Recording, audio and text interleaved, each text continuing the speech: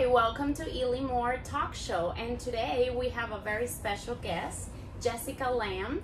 Jessica, welcome to the show. Hi. I would like for you to tell us a little bit about you. Okay, absolutely. So I'm Jessica Lamb, and I am a advocate and ally for the transgender community. I am a small business owner. I am the vice president of the International Transgender Certification Association. Some of what I do there is I educate, create curriculum around transgender programming, and in specific to train therapists and to train professionals in their fields, people like in human resources, people who work at nonprofits, different organizations who might have to work with the transgender community, and we educate them on how to best serve them and how to best be stewards of helping them through their transition and even post-transition processes.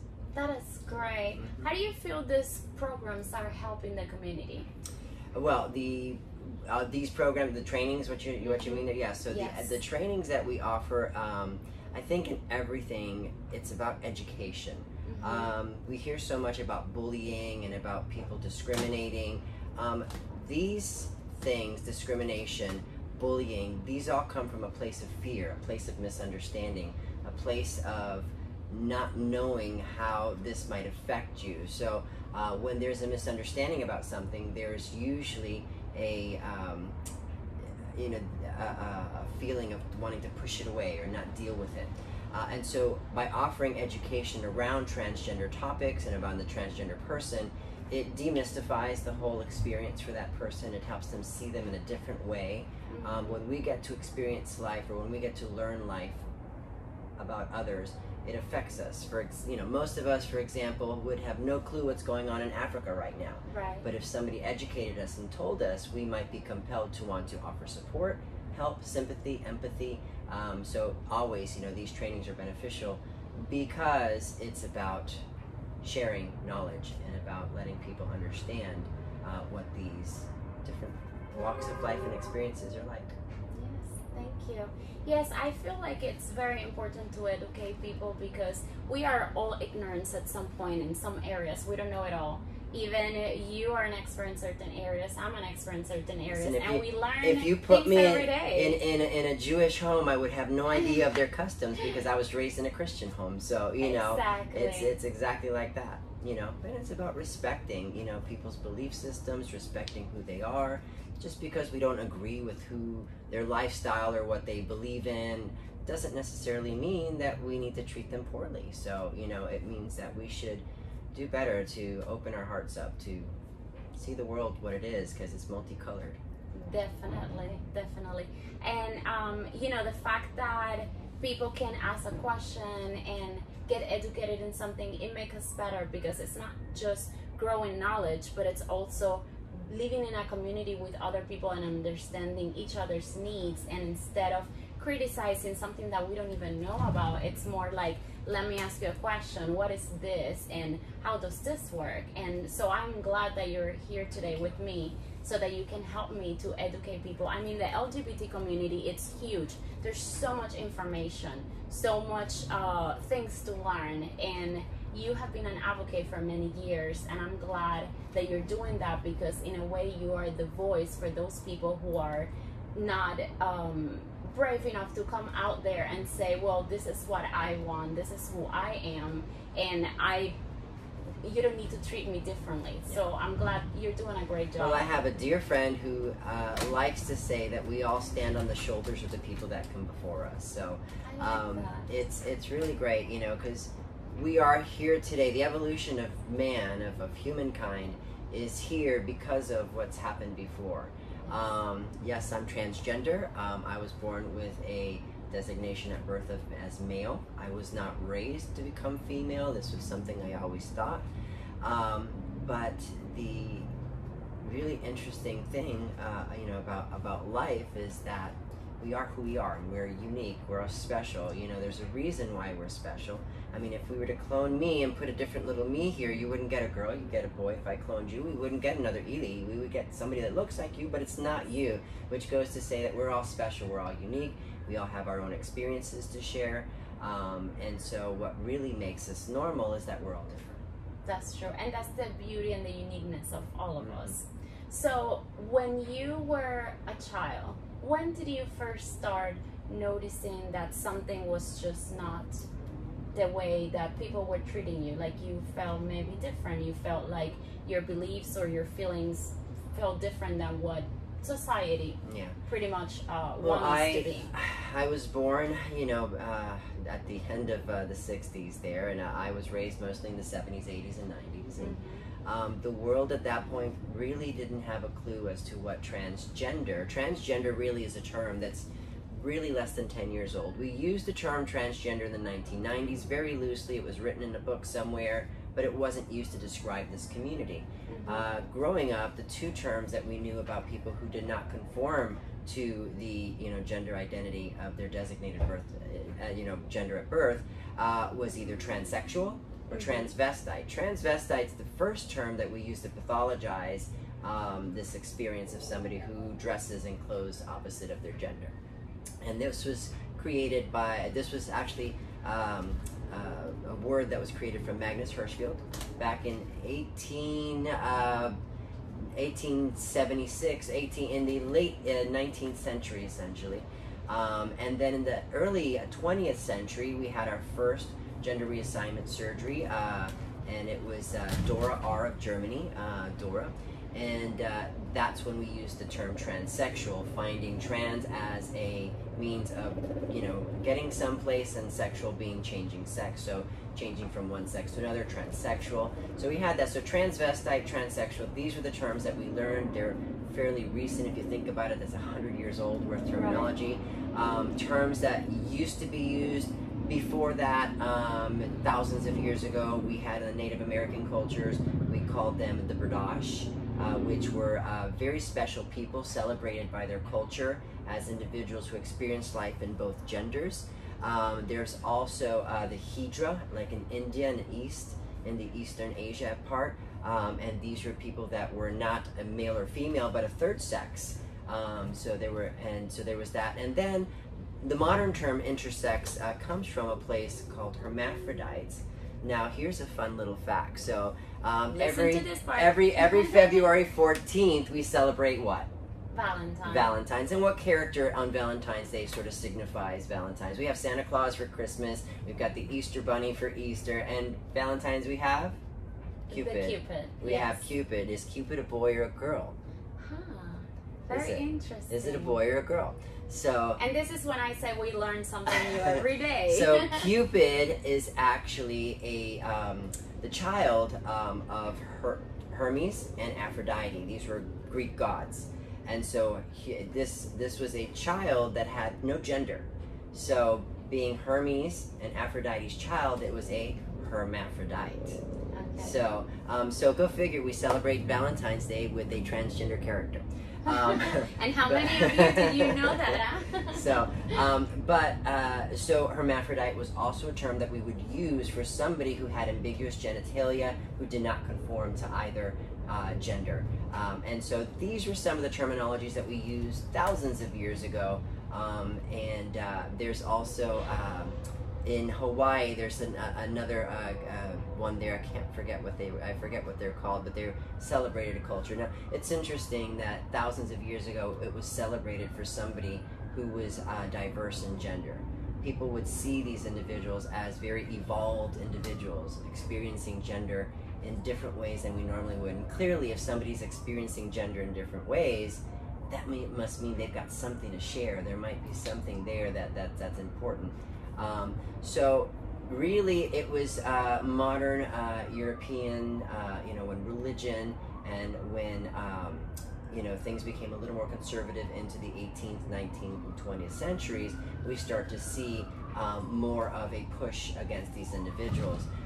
When the Europeans came from Europe to the United States, they discovered the Berdache, which are the two-spirited, Native American people, and one particular conquistador, Del Balboa was his name, made it the point to murder them, to put them in big pits and throw them with dogs. He killed hundreds of these individuals, saying that it was blasphemous, that it was, but these people didn't see those individuals. So it's interesting how our cultures come in and sort of define how we start to see people who are different. You know, there was a time also back in the 17th, 18th century that if you had a person an indentured servitude for you, it was normal, it was fine.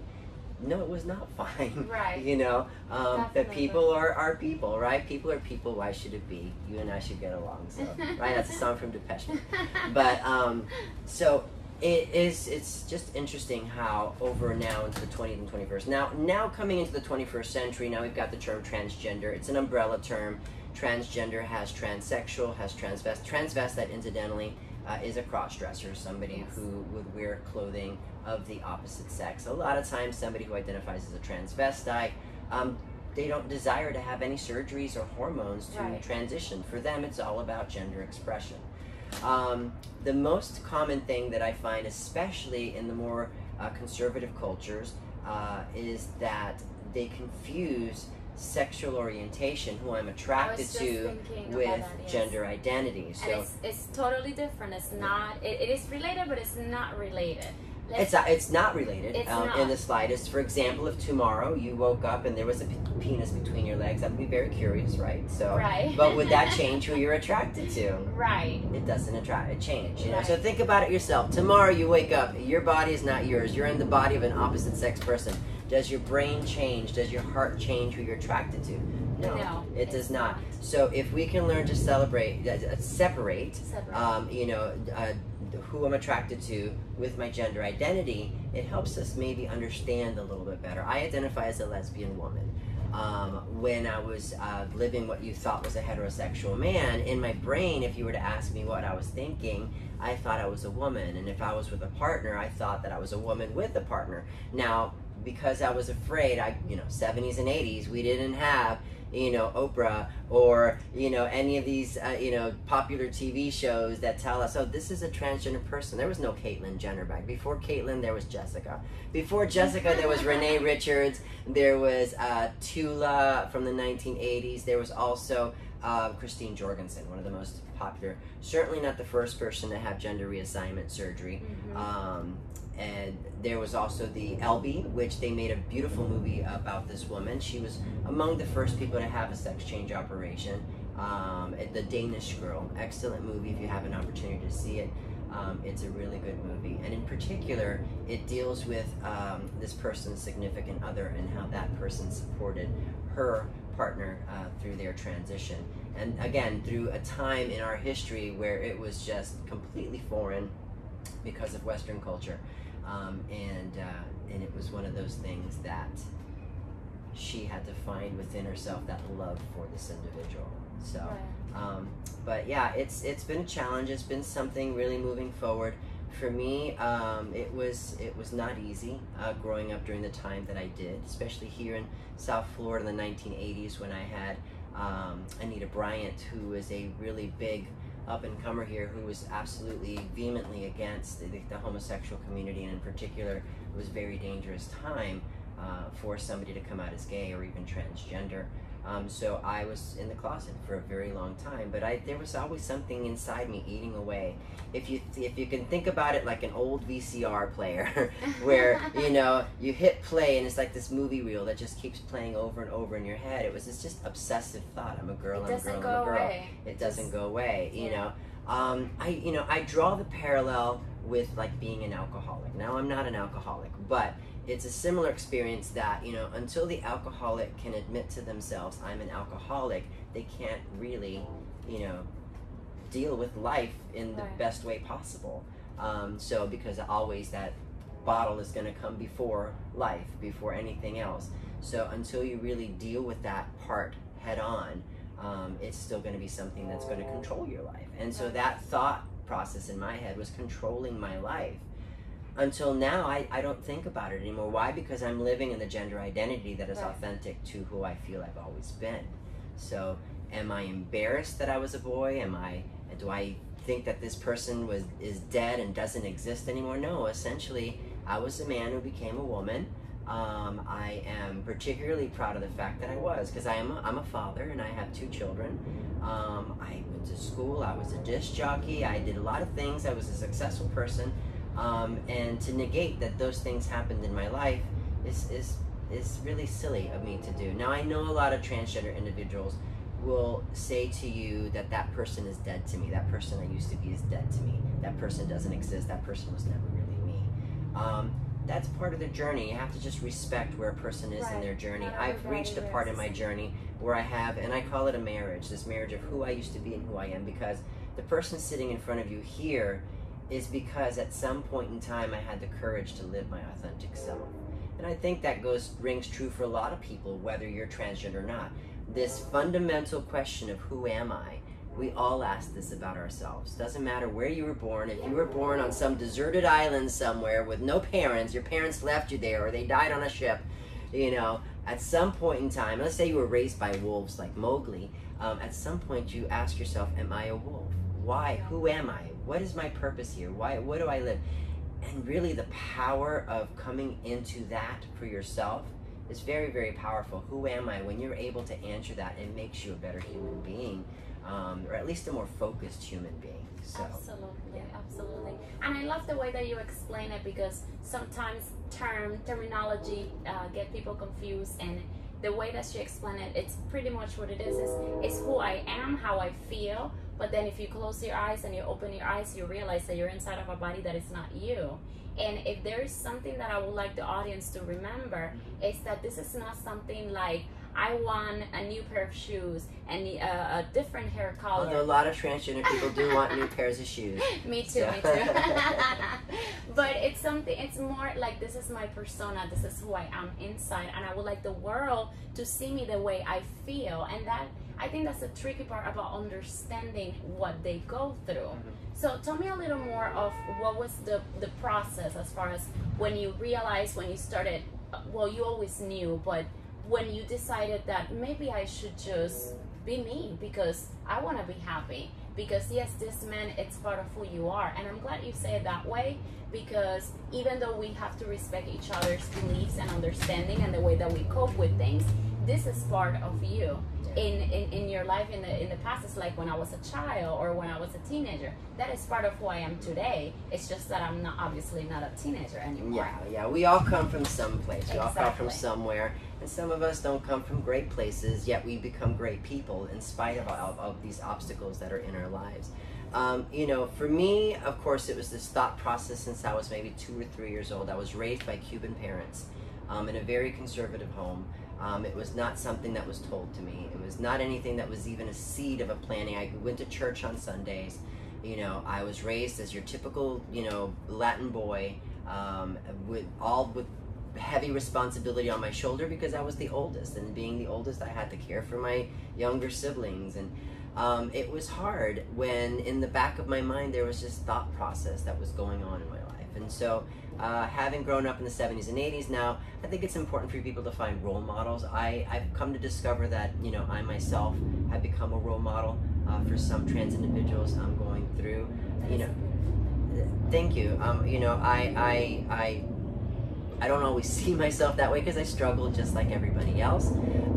But we all need this sort of somebody to look up to, a hero, a shero. You know, if they can do it, I can do it too. Right. I can't tell you how many people later in life, after Caitlyn Jenner came out, came to me and said, "Oh my God, if Caitlyn had the courage to do that, then," and you know, so Caitlyn sort of become this role model. For me, it was, you know, knowing there was people like Christine Jorgensen, you know, back in the 1950s. That did this. You know, Renee Richards, who was a tennis player in the 1970s, also a doctor who was transgender. So these were people that I thought to myself, wow, you know, there's something. I actually learned the term transsexual watching the Merv Griffin show on TV. And once I discovered what that was, I decided that I was going to investigate it and look into it. Now, there was nothing there. I went into the public library. Now I knew. Now I went to something called the Dewey Decimal System. This is where you pull out the thing and you look through little files. No Google at that time. It was harder. There was no Google. So I have to give you credit for that. and next to transcendental and transatlantic air, there was transvestite, transsexual. And there was only 2 books in the entire library, 3 stories worth of books and only 2 books. But it made me know that there was some, and every time I was there, the 2 books were checked out. So it said to me, "There's somebody in here that's transgender. I gotta look for them." You know, it was fun. It was very fun. Yeah. So, you know, but that was me in search of my identity, searching, Right. you know, why am I feeling this way? If I wasn't raised this way, why am I going through this? Now, come the 1980s, and I had, you know, people like Boy George and Michael Jackson and Madonna and Prince and David Bowie and, you know, Elton John, and even like your hard rockers like David Lee Roth and Bon Jovi wearing eyeliners, long hair, tight pants, big clothing, you know, and so I was a musician, and I sort of embraced that whole sort of culture of music at that time, and expressed myself in very sort of flamboyant styles. Now, I was never a gay man. I was never attracted to men. And that's the part where we talked about earlier. It's not who you are is a different thing, as how you identify is a totally different thing, Right. as what you want for your partner. Listen, in the 1980s, you saw Vince Neil or you saw Bon Jovi, and you're like, wow, that's a hot guy. And you didn't think of them as women, even though they were wearing makeup and long hairs, you know? So it's really interesting. So, but yeah, I embraced that. So that was one way of me expressing myself. Now, That's a great way whenever I was in private, it went a little further than that. I used to spend the middle of the night. Now, how many of us do things in the middle of the night we don't want our parents knowing? So I used to dress up, you know, at night. So I would find whatever clothes I saw laying around in the laundry, I'd throw them on. MTV had just come on, and I'm watching MTV, and I'm watching how the girls are dressing and behaving and acting, and I would shave my legs in the middle of the night. I would fix my eyebrows. I had that flock of seagulls haircut that came over your face, right?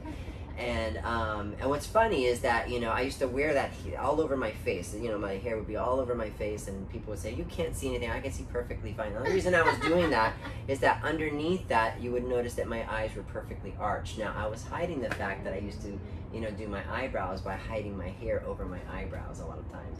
Glasses was another thing that I would use to hide them. So everything that I would do to try to have a feminine presentation, I was hiding it, secretly enjoying it, you know. So because as I saw other girls going through puberty and exploring their femininity, I was trying to do that in a very private way, in secret. Now, my mother, one night in the middle of the night, I was maybe about 13 or 14 years old, and you know, just like every night, I used to, like Jennifer Beals, I had like these big sweaters that I used to cut the tops off so I could put my shoulders down. I'd take my socks and cut the bottoms off to make them into leg warmers. And it was one of these nights that my mother got up, noticed that I was awake. It was 3 o'clock in the morning, because, you know, one of two things are happening at 3 o'clock in the morning: no good, or, you know, I was not, or I wasn't feeling well, which is what my mother thought. So I saw my mom come out of the bedroom, and I was in the living room, and the moment I saw the lights turn on in the hallway, I was just panicking in my boots, and I ran into my room, took off whatever I was wearing, hid under the covers, and hoped that my mom didn't see me. She walks into my bedroom, and, you know, immediately she comes over, and she thought I was sick, so she came over to feel my forehead. "Honey," I heard you coming in out of the bathroom tonight. Why are you awake? Are you feeling okay? Do you have a temperature? And I remember very vividly this night. Now, it's very interesting that this night for me is so vivid, and I can remember it too in great detail. But if you asked my mother the same question, "Can you describe that night?" my mother would say, "I don't remember," you know. But it's significant in the sense, and this is what I always say, is that, you know, especially with people that we love, at some point in time, this person finds a safe space to share a piece of information with you. Yes. And how you react in that moment is what they're going to remember for the rest of their life. Absolutely. It becomes what's called the marker. Mm-hmm. So this becomes a marker in your life. Now, it's a marker in my life. It's not a marker in my mother's life, because this was like any other night, you know, with a child, except this particular night, I decided to share with her a little more information. And so there she was, thinking that I was not feeling well, and I tell my mom something that a mom does not want to hear at 3 o'clock in the morning. I go, "Mom, I have something to tell you." So I'll never forget her grabbing the side of my dresser, and just kind of just with her head down, with her hands on her forehead, going, "Ay, mijo, ¿qué pasa?" You know, she's like, you know, "What's up, son? What's going on here?" And I'm like, "Mom, at night, I secretly pray to God that I could be a girl, and that I could wake up tomorrow and everybody would forget that I was ever a boy, and that I could be a girl for the rest of my life. That my privates would swallow up into my body, and I would have girl parts, and then I can just live my life just like a girl." And my mom just sitting there listening to me, you know, almost motionless.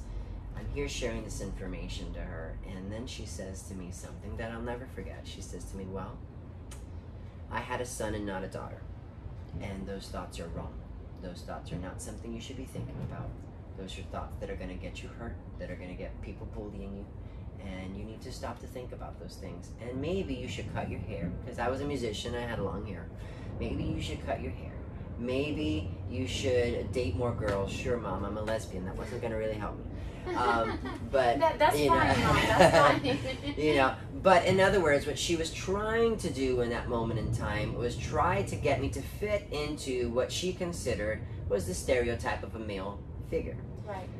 Join sports, you know, and those sort of things. Especially you know? being Latin, where Yeah. we are so into, you know, Exactly. the community and what the community want us to be. Now, you know, go figure, at that accordingly. point in my life, I was feeling very alone. I was like, well, my mom doesn't love me. My mom doesn't understand. My mom will never get me. I was feeling very, very vulnerable. And at that point, I realized either I need to hide this better or I need to get rid of these thoughts. You know, but again, it was not something I was going to get rid of. You know, it was not something that, you know, it wasn't like I had cooties, you know. And you know, and cooties aren't real, by the way. So, but it was just something so deep in there, and I didn't know how to deal with it except to be better at hiding it, really. So Before you continue on that, let me interrupt you with a question. What was your reaction when she said that? Did you stay quiet? I was quiet. I went in. I Right. went in, and I didn't know what else to say. Okay, Mom, you know, She's I love Mom, you too. So, You yes. know, now that's how I was feeling. Now as a parent, now looking back at this conversation many, many years later, you know, goodness gracious, 4 decades later, I'm almost 50. And thank you very much. So, and I look and revisit this conversation. Now, in a worst case scenario, what would have happened? Well, my mom could have kicked me out of the house. Yes. You know, my mom could have whipped me into submission. You know, there's a lot of ways that my mother could have negatively, tried to, get those thoughts out of my head, which happens a lot. This is what happens. You know, now the statistic is 1 out of every 2 transgender children is about it. The actual statistic is 46%. So that's 1 out of every 2. That's almost half. Will consider suicide when they don't get the accept. Now, if somebody told my mother back in 1984 that there's a 1 in 2 chance that your son might commit suicide for feeling this way if you don't accept them, my mother might have responded differently. Which is why we see so much more education now, which goes back to your earlier question about training. Yes. When you educate somebody, when they become a little more, smart in dealing with these situations. You know, there could have been conversion therapy. You know, my mom could have stuck me someplace where they would try to convert me to be something different. You know, she didn't try that, right? She did not try that, you know, but she did mention about going to church and praying to God. You know, I was just praying the wrong thing apparently. So.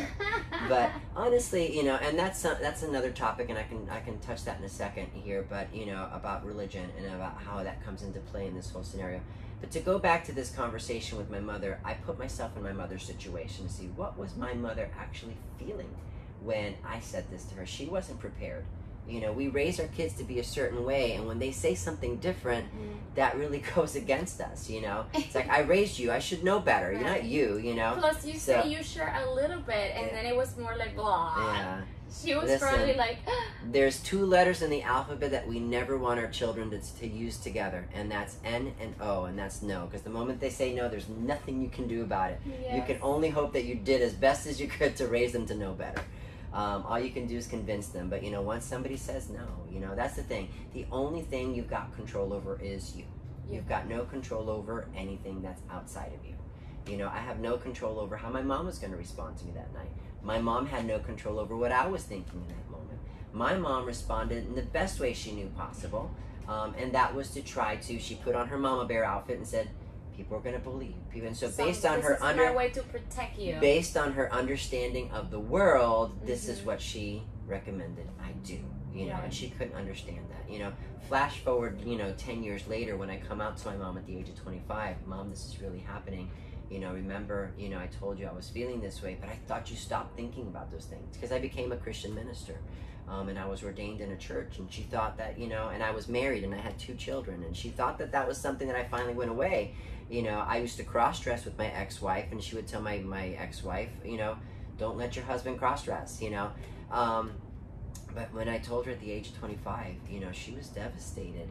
I was going through a divorce at this point in time. I was separated, and I knew that I couldn't hide this part of me anymore. My ex was going to expose me anyway, and she was going to expose me to my congregation at church. I was a Christian minister. I had a Christian music album. You know, these were things that were going to affect me, not just emotionally, but financially, you know, because my livelihood was in church at this point as a minister. And then my ministry would be gone. And that was really, really challenging for me. And so at that point I realized, you know, just like when an alcoholic hits that rock bottom saying, okay, you know, where do I go from here? Well, I got a problem. I need to deal with it. And that's what I did at the age of 25, is I dealt with that. And I told my mom, okay, this is what's going to happen, Mom. Was she the first person that you She was approached? among the first people that I finally came out to. I came out to some friends. I came out to different people, you know, wherever I felt safe to be able to share this information. Now, I wanted to have the support of my family. Of course, we all And need I that. wanted We all want my that. children. And so I was very careful on how I was going to start this process of coming out. Most transgender people want it. They want it now. Tomorrow I'm going to dress up in how I'm going to look, and you better accept me. I didn't come from that space. I came from this space. I know this is going to be a process for you too, because it is. It's a process not just for the trans person, but for those people who are in their lives. And even more so, I realized it was more difficult for my mom to have to come around to this than it was for me. It took me 25 years of my life to get to that point to finally realize this is who I am and I need to do something about this. And my mother didn't have a clue as to what was going on in my life, because I had only communicated it once when I was 14, and she thought it went away because I hid it. So, you know, my mom had to mourn the loss of her son. She had to mourn this image of who she thought I was. Later to finally see me in the light that I am.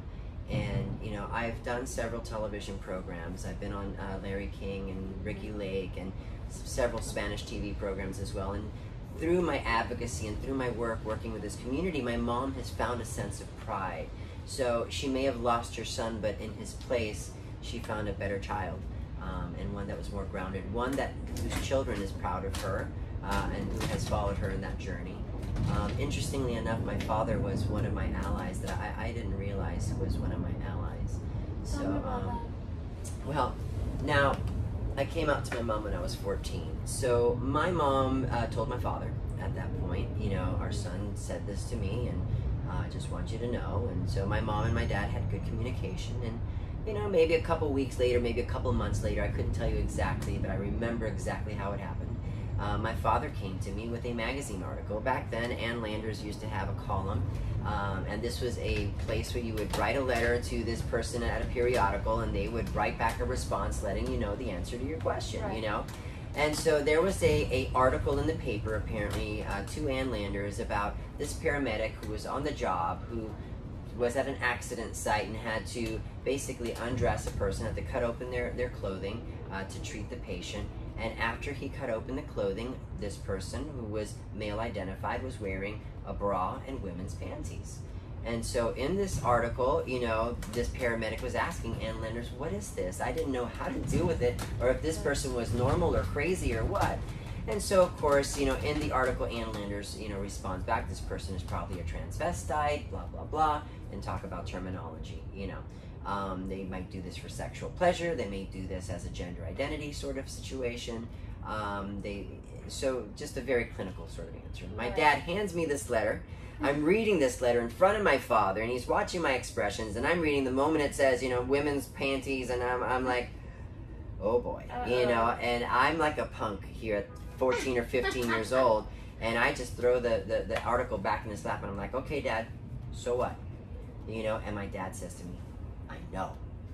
And then he walks away. And that was the end of the conversation. My dad was a Cuban man, very proud man, you know, and he's like, I know. That was the end of the conversation. So it was like, okay, and I'm like really, you know, just very petrified over this. Now, you know, we're going to flash forward later, you know, and I'm 25. I came out to my mother. At this point, my parents had gone through a divorce, and my father had asked me out for dinner one night after I was transitioning. He said, I'd like to have dinner with you. Now, thing about my father is that my father was never a man to tell you I love you, right? So we've all got parents like this, right? Parents, especially if we come from a Latin family or from a very conservative family, you know. And I was, you know, when I was 16, 17 years old, I'd be like, Dad, why can't you just say those 3 simple words, I love you? That's all I want to hear from you is I love you. You know, why can't you just say that? My dad would say to me, let me ask you a question. Do I go to work every day? And I'd be like, yes, you do, Dad. Okay. Do I come home from work every day and do I sit at the table with you and we have dinner and discuss about our days? Yeah, we sometimes do that, Dad. Okay, well, I don't have to tell you I love you. I'm showing you. I'm showing you. Know, I'm showing. But you should know better. And then I'm like, Dad, 3 words, come on. You know, and that was just how my dad was. And here I am, about 27 years old, already going through my transition.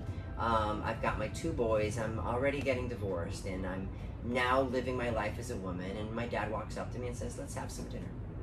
I'm like, okay, Dad, let's have some dinner. So we're sitting, you know, at a restaurant having some food, and my dad asked me a question. He goes to me, are you happy? And are you happy?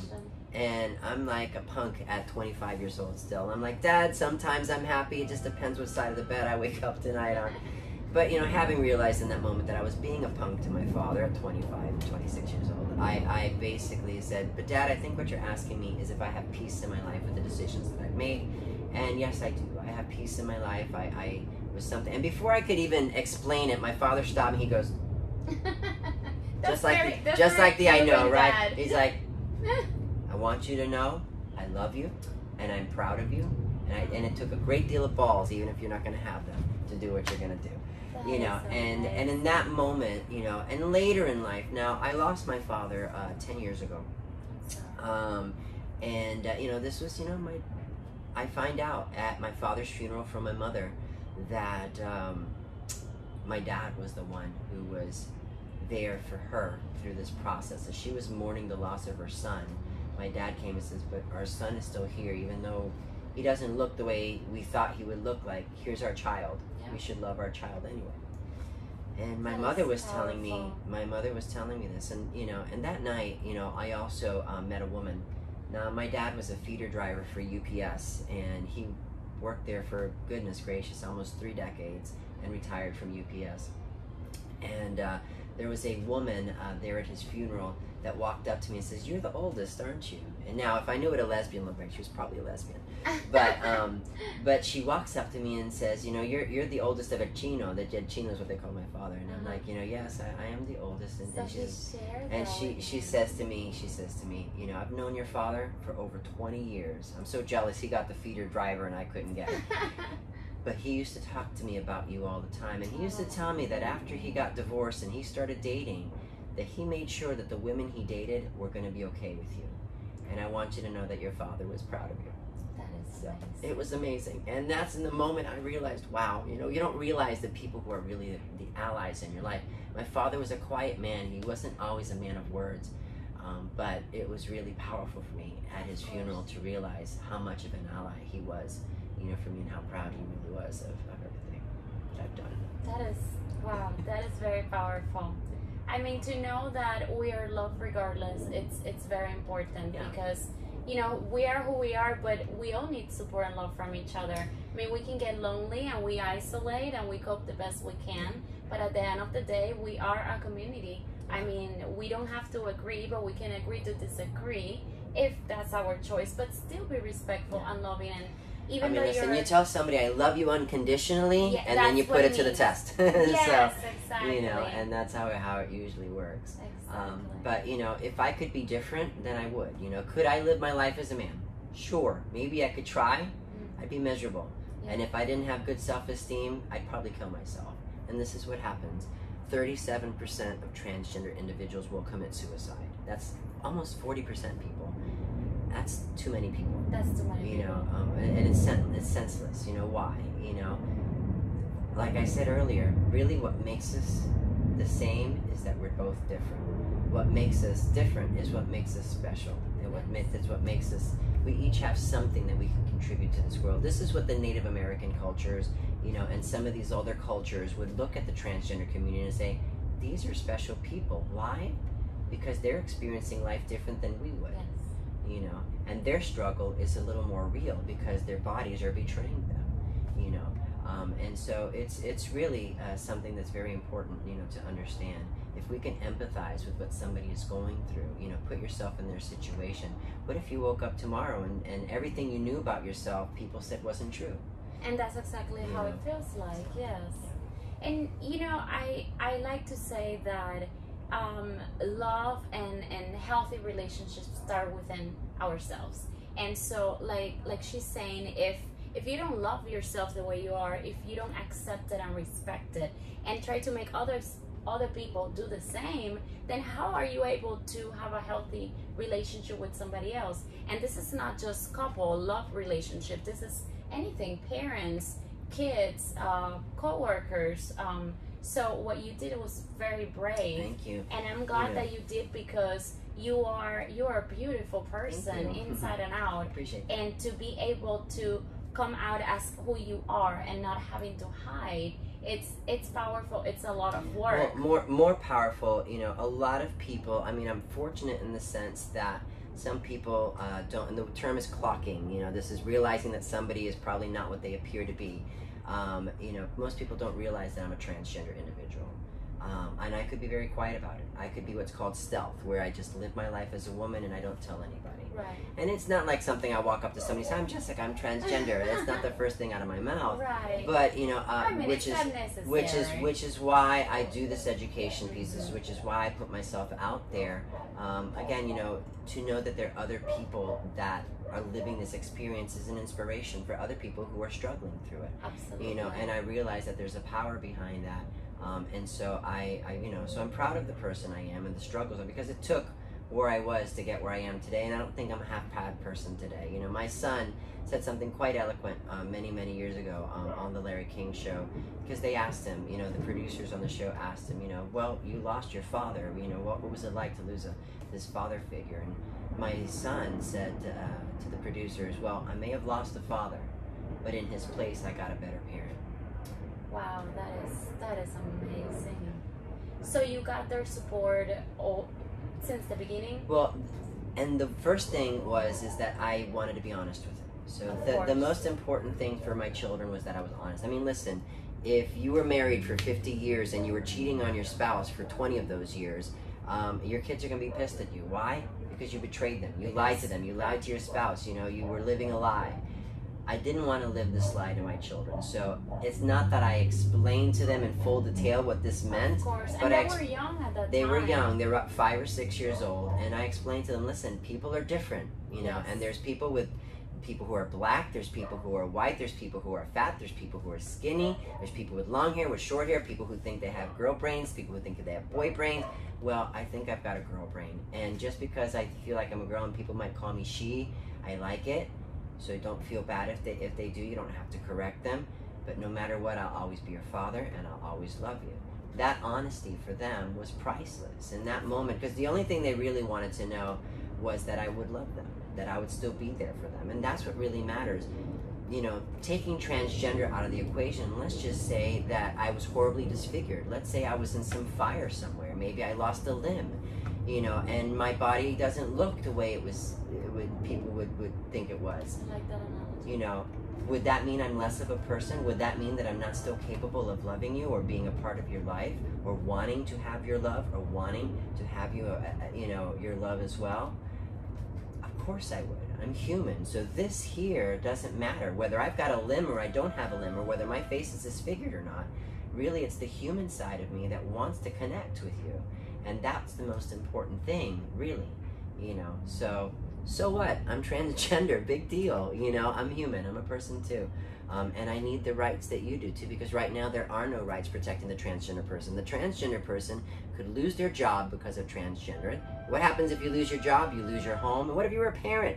You'd end up losing your children. Lots of losses. So why would I want to say I'm transgender if I have the potential of losing everything in my life? It's because that part of my life is so intense that I have to communicate it. You know, it has to, you know, I have to, you can't live that secret because it starts to weigh on you heavily. So. Of course. How do you feel the difference between back there and now as we continue getting educated as you doing your job educating people, do you feel it's a little bit easier now for it has gotten better? Now And there was a thing, it gets better, right? The fact of the matter, it doesn't always get better. Sometimes it gets worse, but it'll get worse before it gets better. yes. You know, really it's about coming to terms with reality. Again, the only thing you've got control over is how you're going to react to a situation. Doesn't matter what's going on. You know, poor little Anne Frank, you know, was living during the Holocaust, and her belief in God, you know, put her hiding underneath the floorboards, you know, and you think that she would lose her faith because of all this. She still held to her faith even when she got put into a Holocaust, you know, concentration camp. You know, it's about really your belief, and it's about, you know, how you relate to the world. In the end, the way I raised my kids is that it doesn't matter what a person looks like, it's how they treat you and how they treat themselves. And I think ultimately that's the most important thing, you know, because again, all this on the outside is really superficial. Really, does this person affect, you know, our lives in a good way, in a positive way? Right. You know, it's just because you don't believe in what I believe in doesn't mean we have to not get along. Right. It means we have to communicate a little bit better. You know, Exactly. I had a pastor walk up to me and say to me, "Well, honey, that's a beautiful story, and you seem to be like a beautiful person, but you're going straight to hell for who you are. Wow. Straight to hell." What do you say to somebody who says that to you? Well, thank you. Thank you for letting me know I'm going to hell. Because the reality is, based on what she believes in, that's exactly where I'm going to go. I'm going straight to hell. Does that mean I'm going to hell? That's really between me and God. That's not between you and me. So let me deal with those consequences. You know, we all have consequences for our actions. Now, do I really believe I'm going to hell? No, I don't really necessarily believe that. I believe that God loves me for who I am. After all, if I know this because I'm a parent and because I love my children unconditionally. Now, if my son came to me, and let's just pretend that my son committed a horrible felony and killed a person, ended up in jail, does that mean me as a parent would say, you know, would rebuke my child and say, "You are not welcome in my home, you are not a part of my life anymore, I push you away"? In reality, that's the moment in time that my son needs me the most. That's when "will you love me unconditionally" comes into play. And so I, as a parent, know to set that aside. I may not approve of your action, that you murdered somebody, or that, you know, again, this is hypothetical, I got great kids, but you know, but the fact of the matter is if I have that power within myself to find that love unconditionally, I've got to believe that the love of God is the same. So, you know, I don't believe in that wrathful God. I believe in that loving God. And so, you know, but that's my faith. That's my belief system. Doesn't have to be yours, and I'm not trying to make this your belief system. All I'm asking is for us to have a dialogue with each other and be able to live, to coexist, to live peacefully with one another. So. Absolutely. And could you tell us, and I know it's a huge, long, complicated process, but just a little summary so that people understand what is the process about this. So, okay, so you realize, you talk to your loved ones, and this change starts. Transition process. So what I was beginning to explain is that the transition process is a very individualized process for the transgender individual. Not all transsexual or transgender individuals will seek to have surgeries or take hormones. This is all very personalized. Now, I know that the vast majority would want to have surgeries, would want to take. Now, the first thing that they're all going to want is hormones. And the reason why hormones is important for them is because hormones will produce those secondary characteristics that usually happen during puberty.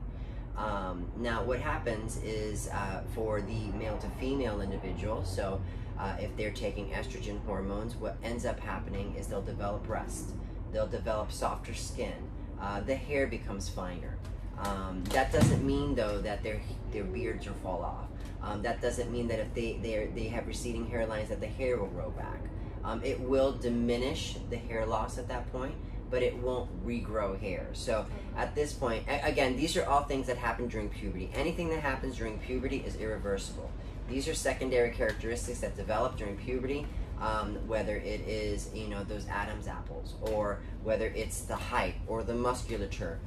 These things that get, produced in the body during puberty are irreversible. So when you are going through puberty a second time, if you're transgender, that estrogen will not reverse those things. So that doesn't mean the beard goes away. What happens is, like I was mentioning, there'll be a little more rounding of the hips and etc. Now, that's the most coveted drug is hormones. If you are female to male, it is incredible what testosterone will do to the body.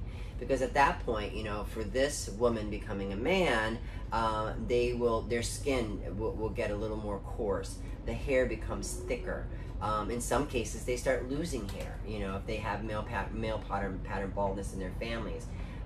Their voices get deeper. Doesn't mean they get taller. Again, most people don't think of their height being a secondary characteristic. It is. Once it's locked in after puberty, that's it, Then there's the controversy of if starting transgender children on puberty blockers so they can transition normally without having those secondary characteristics develop. That's a whole other topic, and that's a little more deeper to get into.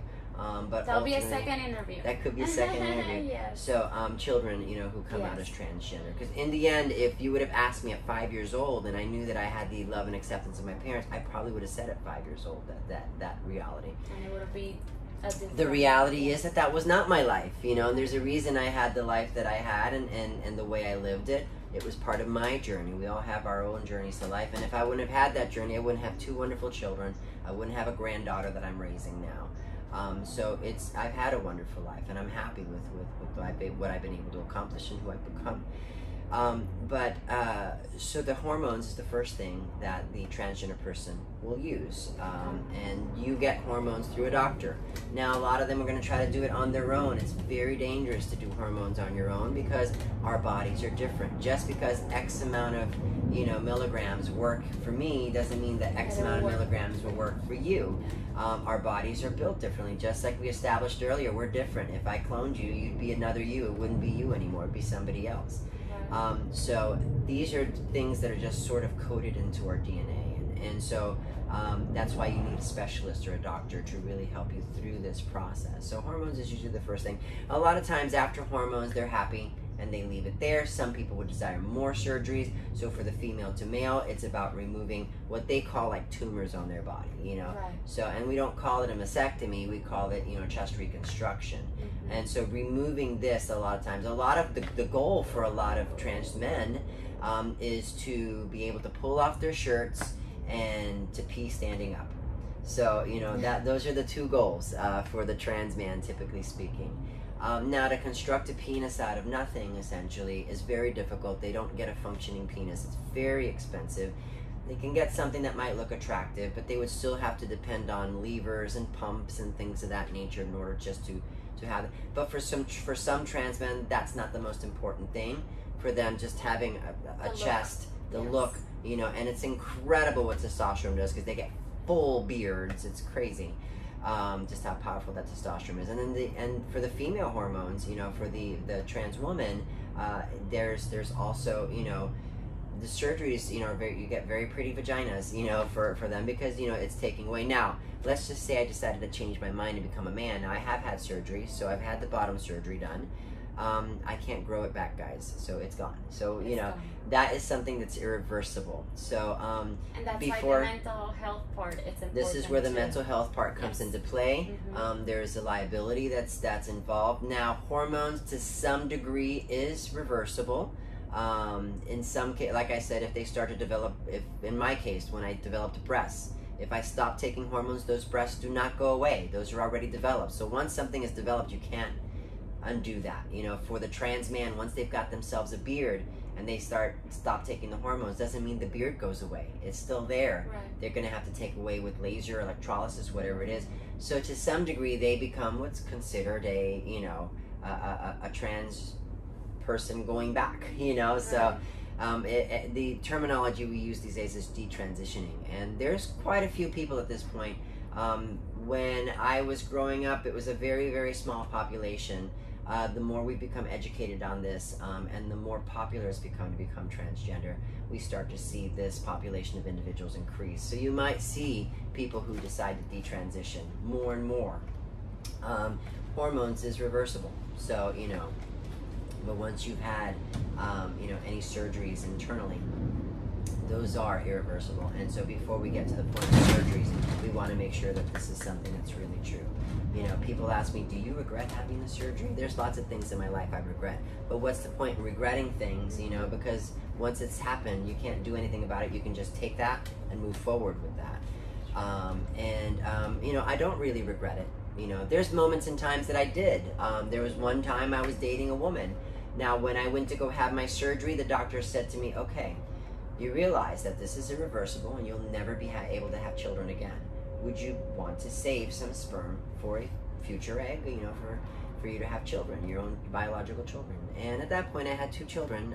They were already hitting their 20s, and were they 20? They might have been a little earlier than that. They're about 12 maybe.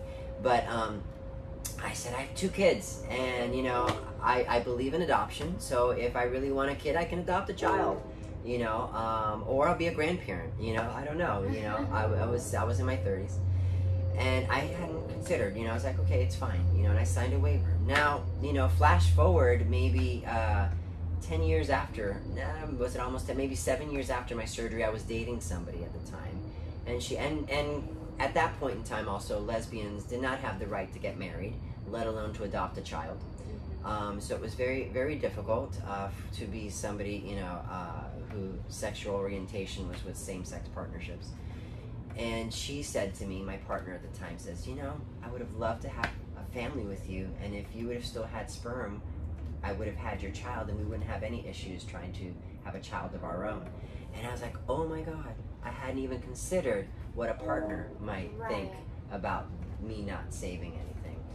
Things happen in life, and that's how I didn't work out with that partner, but it was one of those things that at that moment in time, I had a regret. I was like, shoot, I missed that one. Yeah, that could have been something. Here I was, I thought I was evolved at 30, and so it was interesting. But these are some of the things you have to think about, and these are things that are really, end up being beyond your control once you make those decisions. But you want to make sure that when you get to those points that you're making an informed decision, and you're doing it for the right reasons.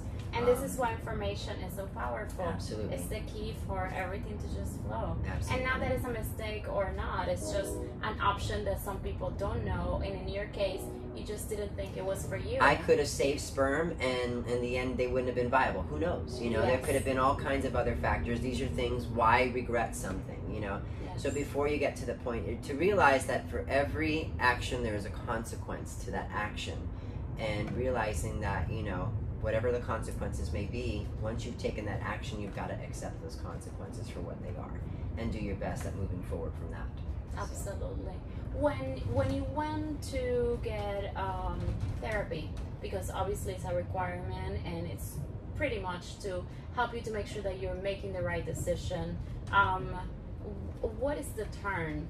What is I know it's not like 1 appointment or 2 appointments. Can you explain a little bit about how it's like that I mentioned earlier? Yeah, like I mentioned earlier, it's a very individualized process at this point. I was talking at the mental health part. Correct, yes. Even in the mental health aspect, it is a very individualized process. There was, when I was transitioning before, now in the 1930s and 40s, Harry Benjamin, who was a very famous sexologist, a German person, developed what was called a standards of care for somebody who was transitioning from one gender to the next. Now, again, in the 1930s and 40s, this was all brand new surgeries happening for the transgender community, where we're going to change your sex from one sex to another. Incidentally, we like to sensationalize the trans women in history, but trans men have been around for much longer than that and more hidden into society. Alan Hart was a radiologist who won a Nobel Peace Prize in 1914 who had surgery to become male. She was, born designated female at birth, and later transitioned to be a man, lived the rest of her life as a man. Nobody knew. And incidentally, one of the first reported transsexual surgeries was on a female to male. So go figure that. So we start thinking of, because when we think transsexual, we always think about the man and women's clothing. We don't always think about the other side around, but so that's the process of how things just sort of happen over time, really. So and we start to see how life evolves from that point. So Thank you for explaining that. So if you could say something for somebody that is going through this right now, that maybe is thinking about it but doesn't know where to get started, what to do, what would be your advice for that person?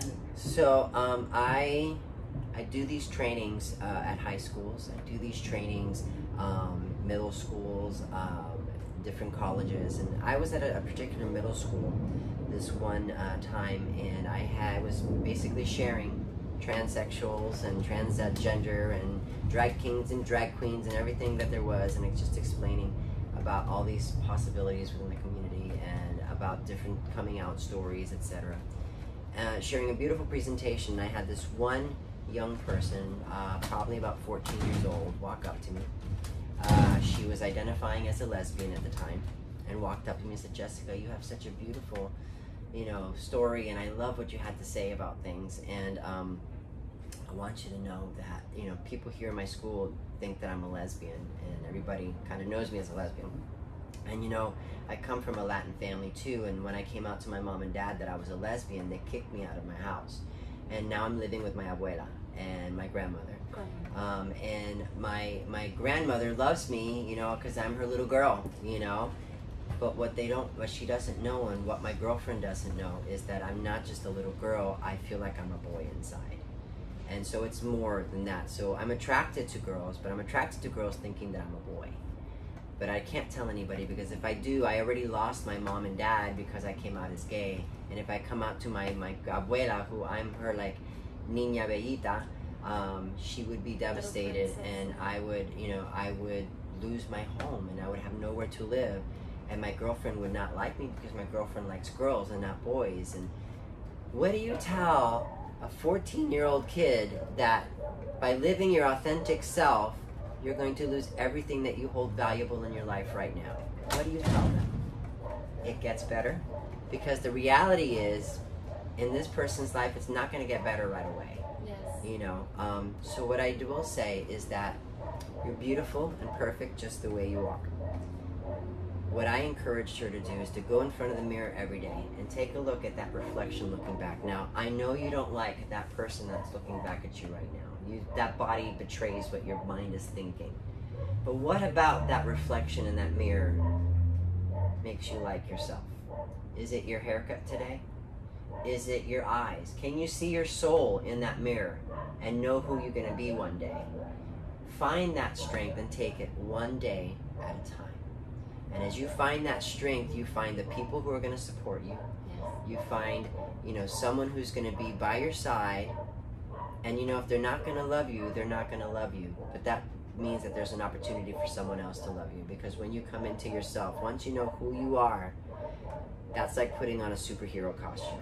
Because no matter what happens, you know who you are. You can call me all the wrong pronouns you want. You can call me he. You can call me everything negative that you want to say about me. It might hurt a little. It might sting. But in the end, I know who I am. So when a pastor walked up to me and says, "You're going straight to hell for who you're going to be," all I can say was, "Well, thank you for taking an interest in knowing and caring for my soul."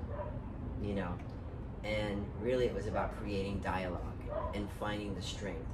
I knew, because I was secure in my own faith and in my own way, where I was going. If you told somebody else, they might be a little more hurt.